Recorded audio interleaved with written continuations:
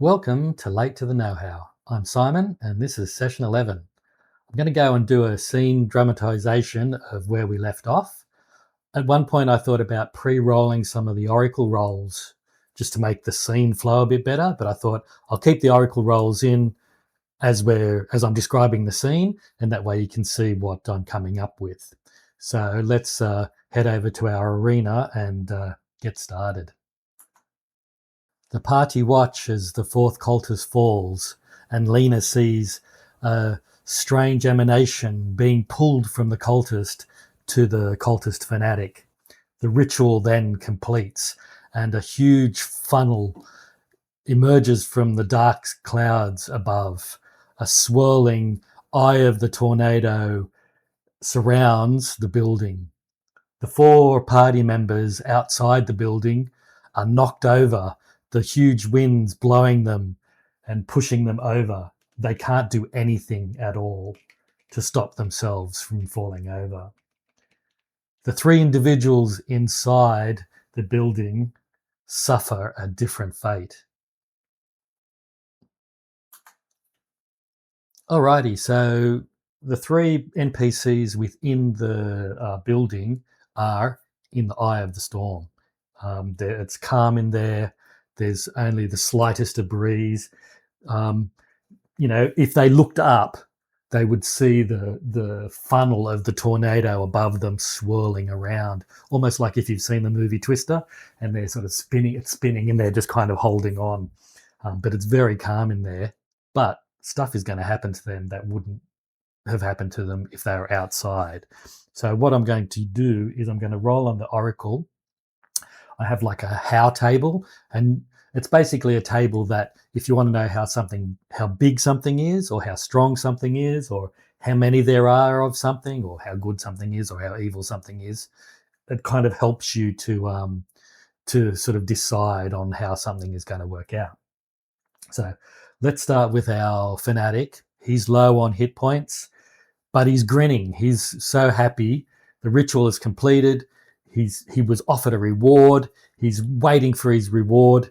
What's going to happen to this guy? So let's roll on the Oracle to see the intensity of what's going to happen to him. 8. Very strong. Something major is going to happen to this guy. And so I'm just going to roll on the verb, noun, and adjective tables, and we might sort of skip over some of the tables if something makes sense straight away.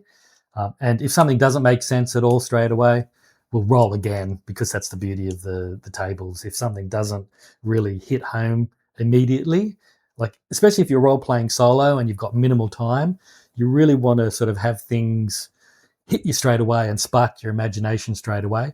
And if something doesn't initially, don't sweat it, just roll again, because something else might come along and really pop an idea into your head.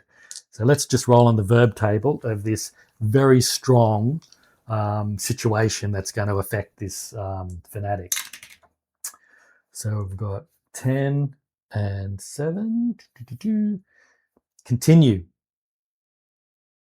So continue. So maybe he's going to continue with the ritual. He wants to build up the power.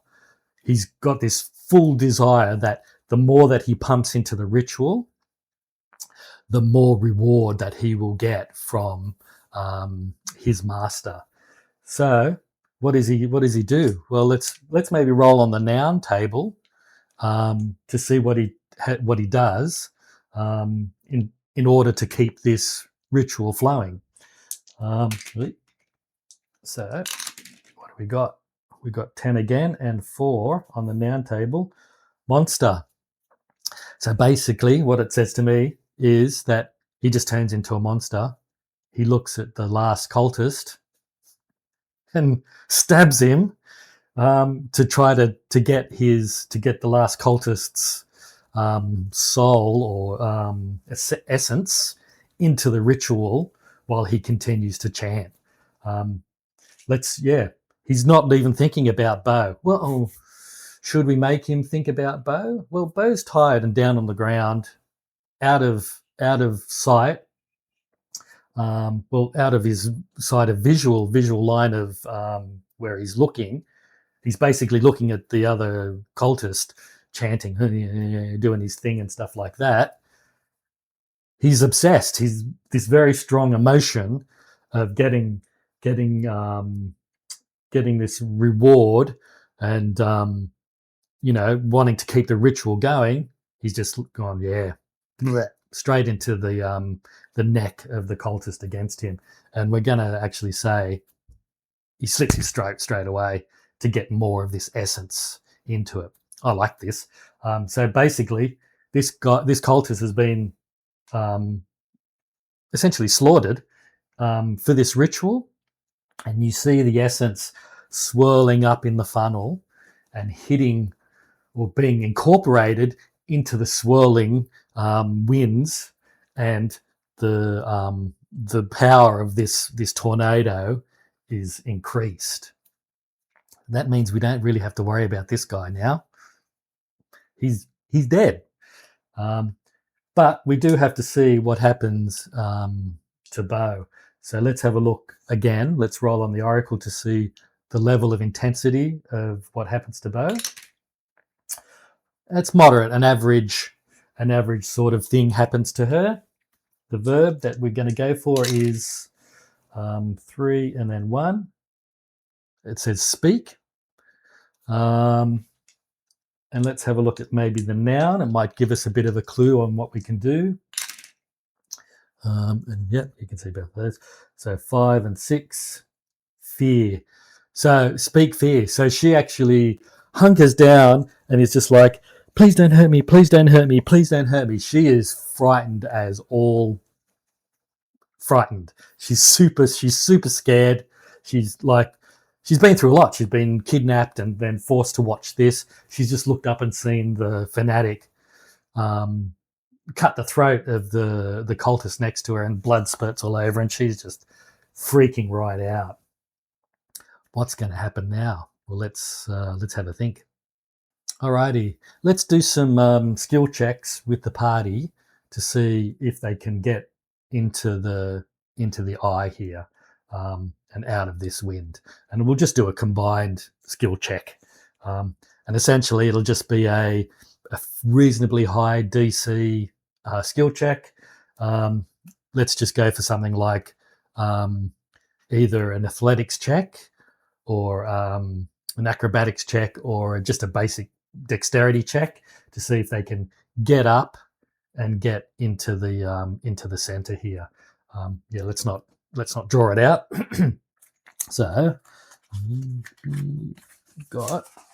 let's start with Ivana.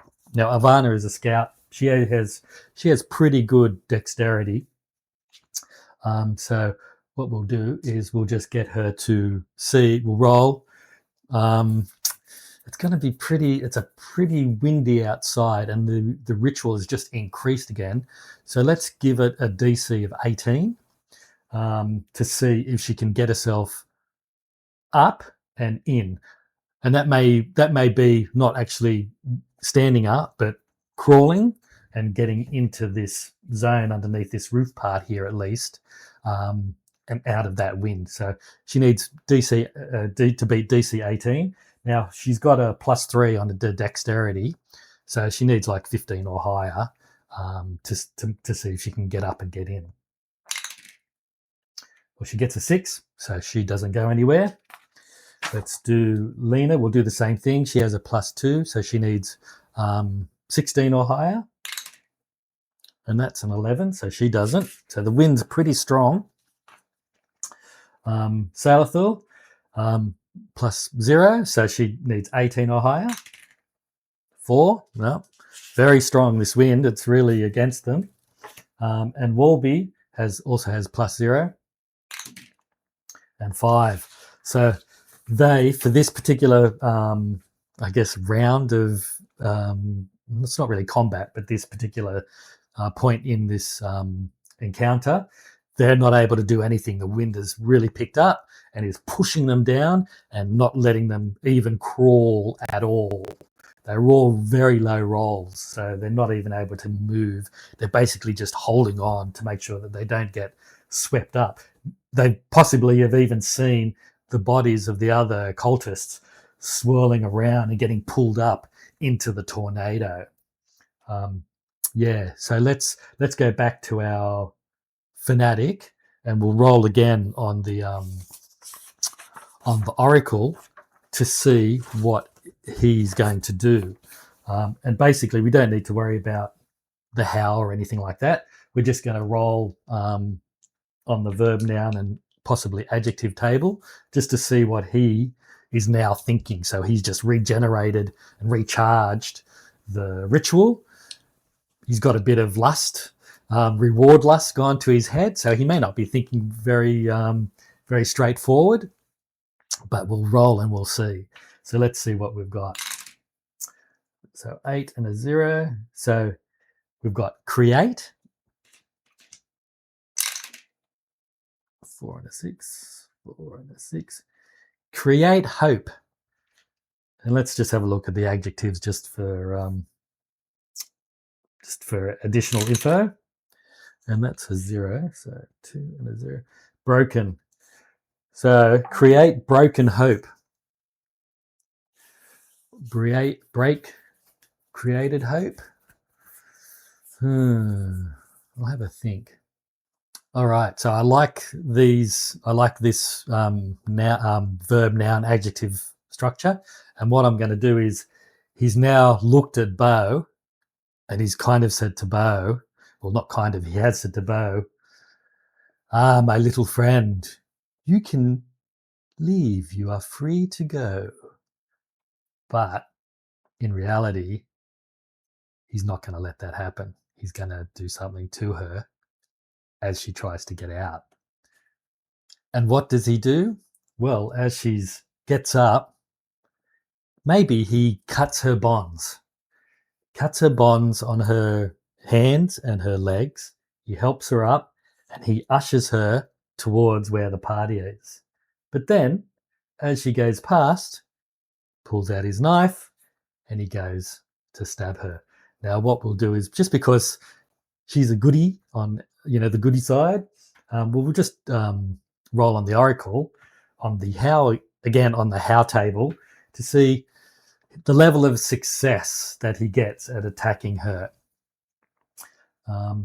So let's have a look. So what she's sort of stumbling past him. Her hands are all sore, her legs are all sore because she's been bound up and no circulation, and she's kind of stumbling. There's still airflow. There's still this swirling in here, so it's not calm or anything like that. Hair is getting whipped around, cloaks are getting whipped into faces and things like that. She can see the party holding on outside, looking in, to her, gesturing, come out, come, quick, come. And she starts to move out. And as she walks past the fanatic, he pulls out his dagger and, oh no, it's 9. It's a mighty attack of some sort. So basically, he stabs her in the back. Now, what we'll do is we'll roll. How can we do this? What's a good way of doing this? Let's have a look at his, just to make it a little bit more interesting. I mean, we got rid of the other cultist pretty quickly, just a slash across the neck, and down they went. But with Bo, we'll give her a bit of a fighting chance. So basically, he's just used his thunder sword to attack, and he has hit her. So that's a given. And we'll make it, because it was a 9. I don't know if that you can even see that roll. Because it was a 9, it's a pretty substantial attack. It basically does maximum damage to her. Now, the maximum damage on the Thunder Sword attack for him will be 8 plus 4, so it'll be 12 points of damage. Now, Bo, I'd already written down that I'd given Bo 14 hit points. She's not at the same level of as the other characters. She's only like a scout NPC. So she had 14 hit points. the fanatic has stabbed her right in the back, like maybe in the kidney area and stuff like that. And she's taken 12 points of damage, which has knocked her down to 2, and blood just gushes out everywhere. And yeah, she stumbles and falls to the ground, feeling her life bleeding out. Now she's not dead, but how much does this affect the ritual? Is the ritual going to, even though she hasn't lost her essence to the ritual, does the sacrifice that he's performing add to the ritual? And yeah, we'll just use the oracle again. So it's basically we'll roll on the oracle and we'll see how much, and the question will be, how much does this attack affect the ritual? And it's a 3, which is a fail, but something does happen. So it doesn't affect the ritual at all. But what could it? What extra bits could there be? Maybe the blood. Maybe all the blood. Well, she's essentially dying. We'll have it that she's now in a dying state. So the blood, as the blood gushes out, the tornado and the wind whipping it means that she can't. And it's in a spot behind her back. She can't staunch the flow, and she could feel her life ebbing out of her. So at this point, let's have another attempt of the party getting back in to the center there and hopefully rescuing Bo. So we'll start again from the top. So the same sort of thing. It's still the same level of intensity outside. They need to beat a DC 18 to be able to get up. Ulvana will go first. 14, and she's got a +3. So that's 17, so she's still stuck. Lena. Look, now that's a 16 that rolled off down here. So 16 + 2 is 18. So she can actually get up, and she is able to get into this undercover area, and sort of, yeah, is in here now. And we'll make it that she can stand up in here, just to make the rolls a bit easier to combine them all together. Salathil is next. So she needs a 18 or higher. Oh, 17. So she doesn't get it. And then Walby, again, he needs an 18 or higher. And that's a 9. Walby doesn't do anything, or can't, or is unable to get anything. And I guess Salathil's a lot stronger than Walby, so she's got strength. So that big roll meant that she was able to get herself, but wasn't able to push herself in. But Walby's in, he's in some plate, and he's in plate mail, or chain mail, and maybe it's a bit heavy on him. His strength is not as high, so he's not able to do as much. So at this point, it's basically again the fanatic's turn, and the fanatic is going to again. We're just going to roll on the oracle to see what he does, and he does a 7. So he does a strong. It's a strong action that he's going to be doing, and we'll just roll on the verb, noun, and adjective tables again to see what he does. So we've got 6 and then 7. So hesitate. 6 and a 1. Star. So I might just write these down. So hesitate, star, and 5 and 7. Newborn. Okay, that's weird. So hesitate, star, and newborn. Okay, so what he does is he's stabbed Bo. The blood's gushing out of her, and he's grinning, and he's like all excited in his crazy maniacal way. He really knows he's going to be rewarded. He looks up, and it's dark, like the where the funnel is penetrating through the swirling clouds. It's dark up, like it's nighttime now, it seems. And as he's looking, light, a star, what he assumes is a star, just appears brightly, and he's enthralled. He's enraptured by this. Okay, so let's have Bo make a death saving throw.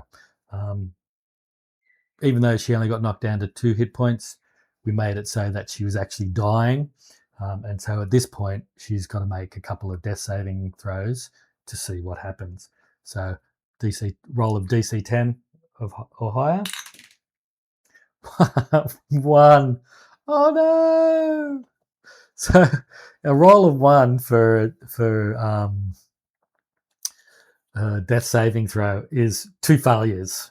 So she's now down to 2 failures. 1 more failure, and she's going to be dead. I'm basically essentially treating her like a player here, giving her a bit of benefit of the doubt, so that it gives the characters a chance to perhaps save her. But I'm not going to, make it so that they do. If she dies, she dies. But yeah, well, we're just treating her a little bit like a PC, so that you can see what rules can apply to your PCs. So she's down. Now Lena's in here, so we might actually get her to have to do something.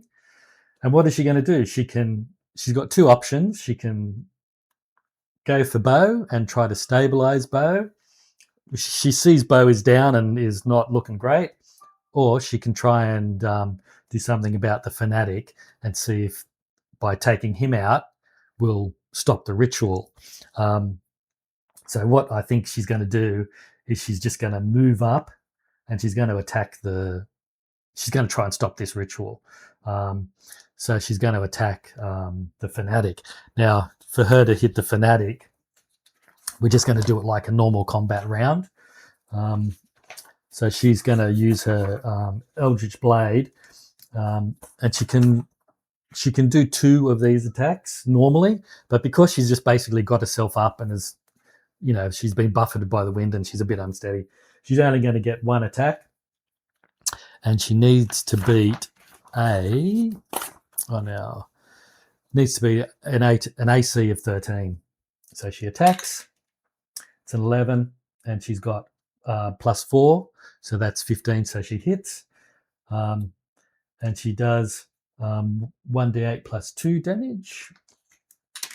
So 2, that's 4 points of damage, and she's also got, with that, she's got 1d6 of elemental damage, and she's going to stick to what she did before, which I believe was cold, and that's 1. So it goes to 5. Now the fanatic is at 6 hit points.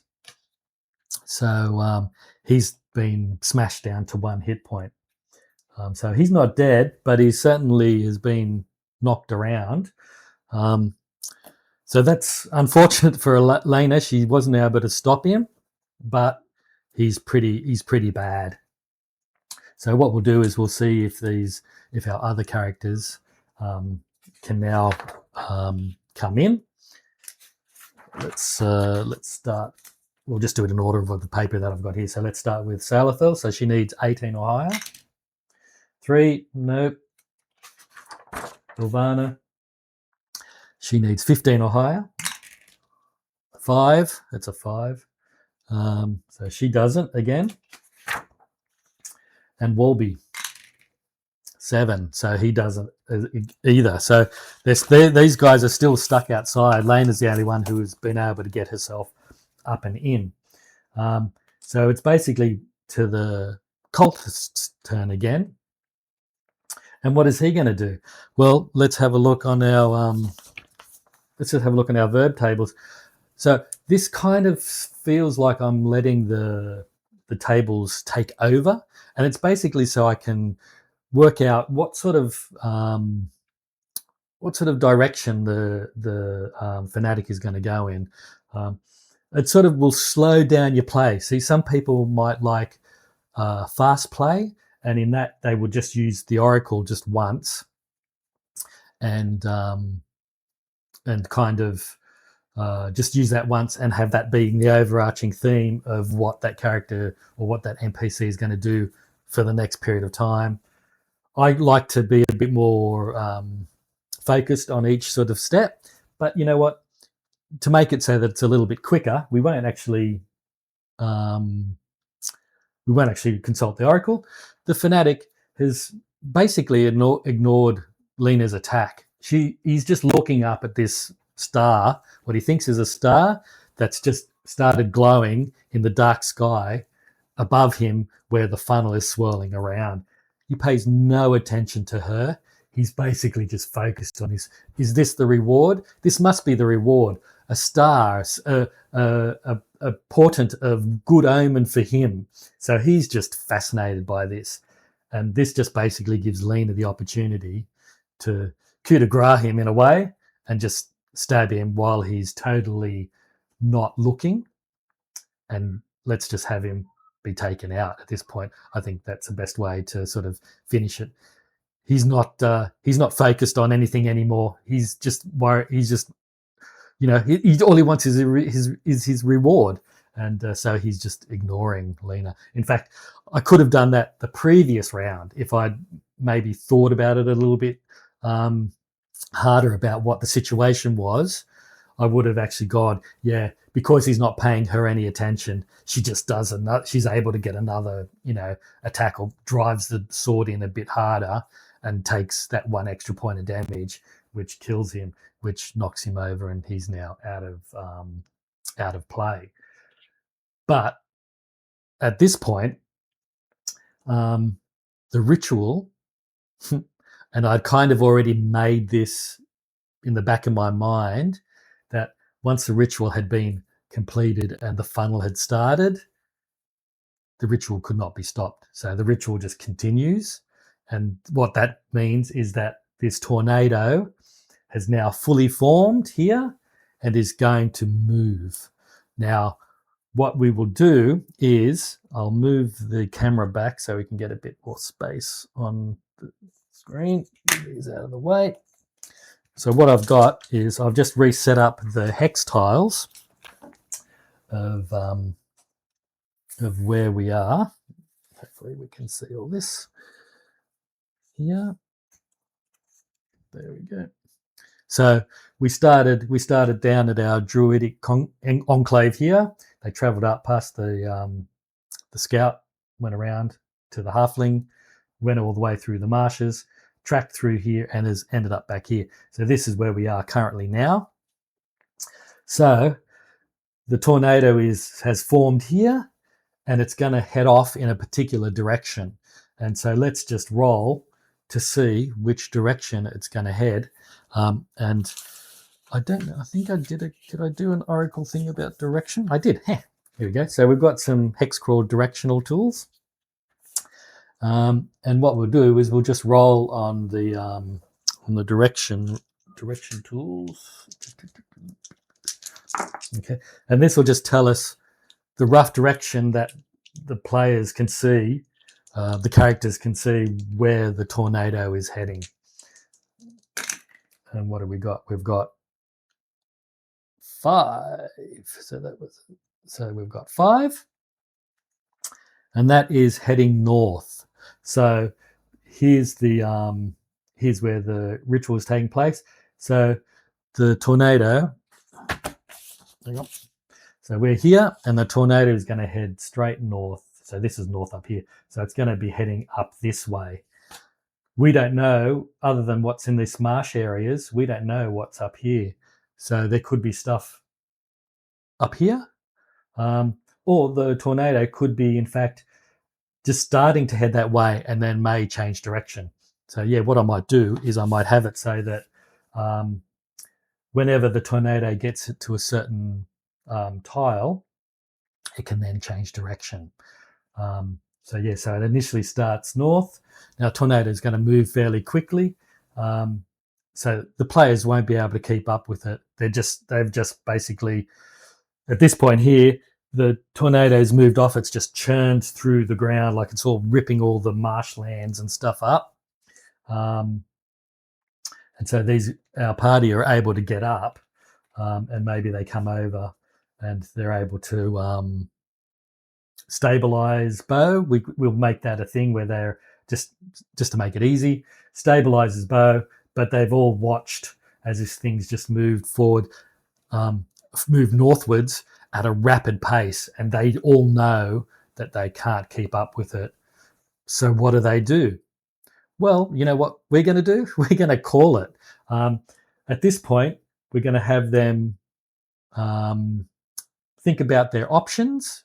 So the start of the next session, we will have a plan, or they will then discuss what their plan is and what they're going to try and do to either track the tornado, because we don't know how long it's going to last for.